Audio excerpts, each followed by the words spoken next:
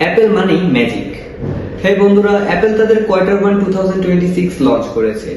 আপনি শুনলে অবাক হবেন, এবার তাদের রাজস্ব লাভ দিয়ে দাঁড়িয়েছে $143.8 বিলিয়ন, যা গতবারের তুলনায় প্রায় 16%-এরও বেশি। আর প্রতি শেয়ারে আয় করেছে $2.84। হ্যাঁ, অ্যাপেলের ইতিহাসে ইপিএস এইবারই সব থেকে বেশি। অন্যদিকে আইফোন কি করেছে জানেন? প্রতিটি অঞ্চলে রেকর্ড পরিমাণ সেল।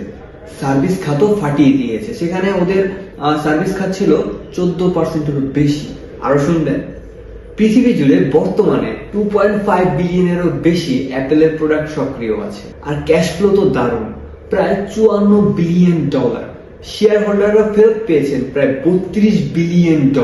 ডিভিডেন্ডের প্রতি শেয়ারে $0.26, যা রেকর্ড করা হয়েছে 9 ফেব্রুয়ারি। ইভেন এটা পরিশোধ করা হবে হচ্ছে 12 ফেব্রুয়ারি। ইভেন যারা এই আর্নিংসটা আপনারা লাইভ দেখতে চান, তারা সরাসরি ভিজিট করতে পারেন www.apple.com/investor/earning কলে, অথবা আমি ডেসক্রিপশনে এই লিঙ্কটা প্রোভাইড করে দিব। আপনারা এটা দেখতে পারবেন 29 জানুয়ারি বিকেল 2টা থেকে।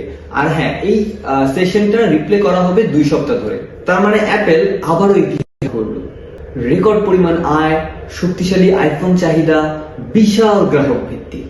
দেখেছেন, বলেছিলাম না, অ্যাপেল মানি ম্যাজিক।